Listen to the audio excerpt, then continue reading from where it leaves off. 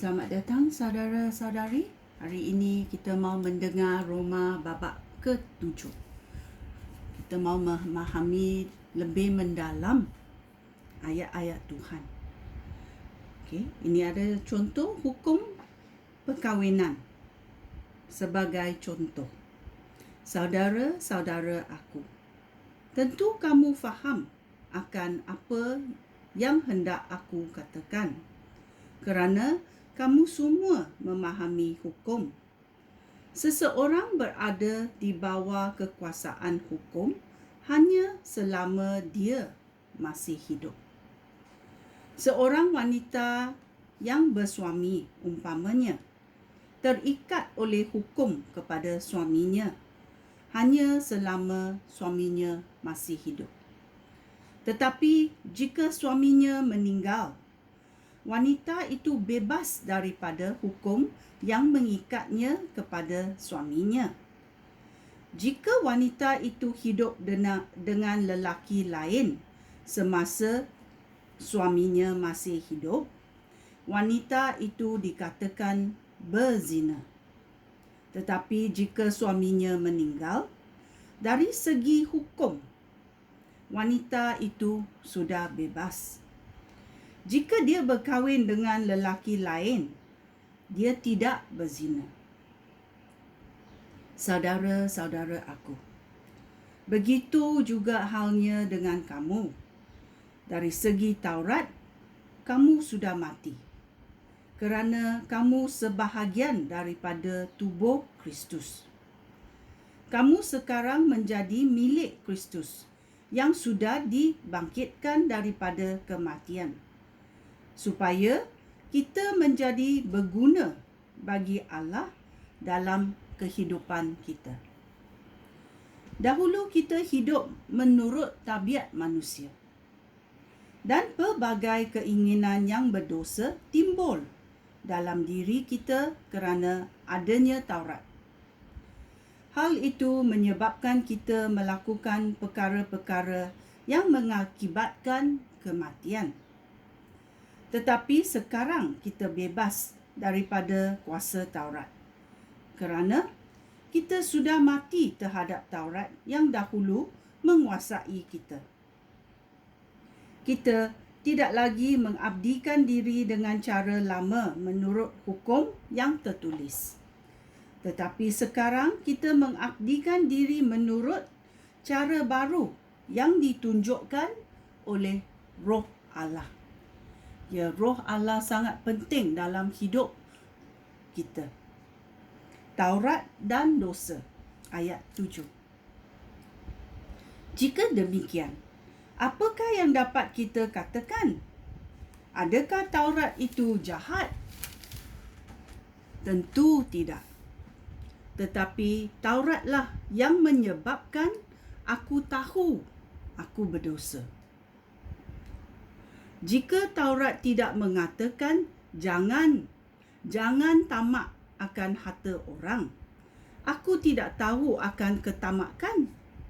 Melalui hukum itu, dosa mendapat peluang untuk membangkitkan pelbagai ketamakan dalam diri aku. Jika tidak ada hukum agama, dosa tidak berkuasa.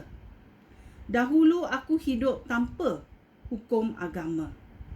Tetapi apabila aku mengetahui hukum itu, dosa mula berkuasa. Dan aku pun mati. Hukum yang seharusnya menyebabkan aku hidup malahan mendatangkan kematian. Melalui hukum, dosa mendapat peluang untuk menipu dan membunuh aku. Taurat berasal daripada Allah, dan setiap hukum berasal daripada Allah. Maka setiap hukum adil dan baik. Adakah hal ini bererti bahawa apa yang baik menyebabkan kematian aku? Tentu tidak.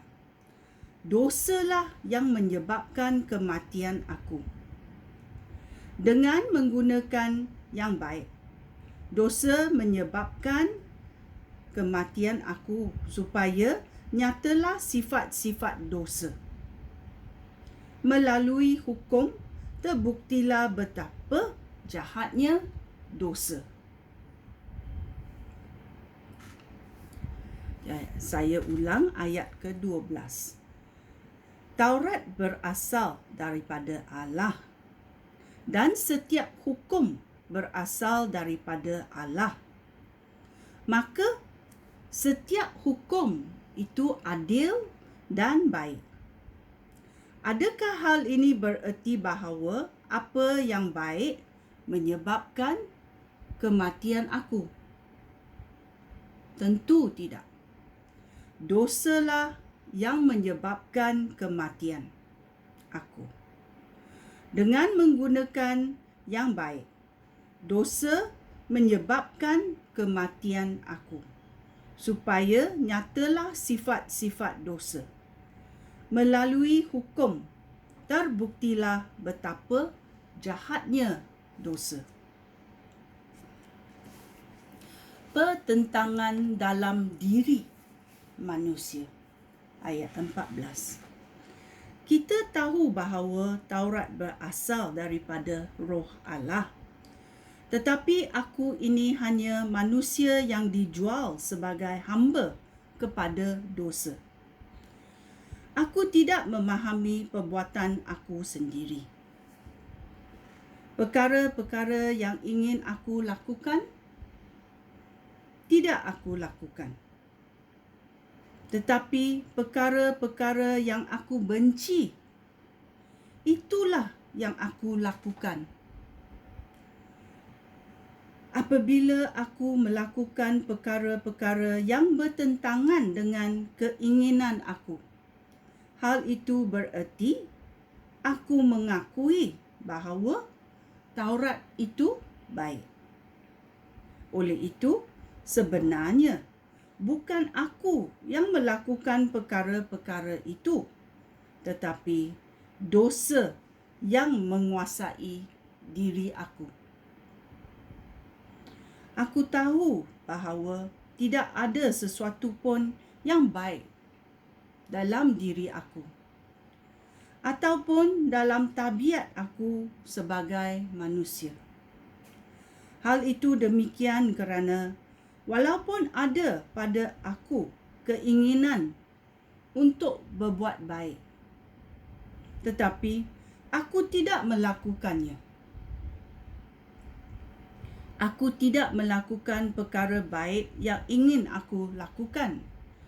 Sebaliknya, aku melakukan perkara jahat yang tidak ingin aku lakukan.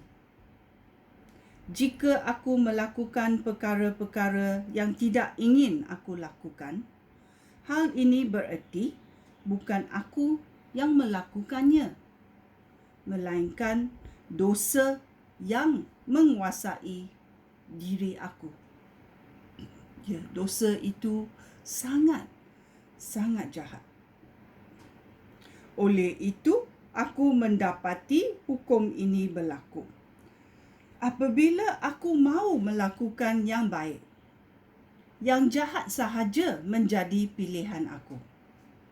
Batin aku suka akan hukum daripada Allah. Tetapi aku sedar bahawa dalam diri aku ada hukum lain yang bertentangan dengan hukum yang aku akui oleh akal budi aku. Itulah sebabnya aku ditawan oleh hukum dosa yang menguasai aku. Beginilah keadaan aku. Aku mentaati hukum Allah dengan akal budi sahaja. Sedangkan tabiat aku sebagai manusia mengikut hukum dosa. Alangkah malangnya aku ini. Siapakah yang dapat menyelamatkan aku daripada tubuh ini yang membawa aku kepada kematian? Aku bersyukur kepada Allah. Dia Dia menyelamatkan aku melalui Yesus Kristus. Ya, Yesus Kristus telah menang. Kalau kita percaya kepada Yesus, kita sudah menang. Dan kuasa dosa tidak lagi menguasai kita. Okey, ini adalah Roma babak ke-7. Sekian, terima kasih. Shalom.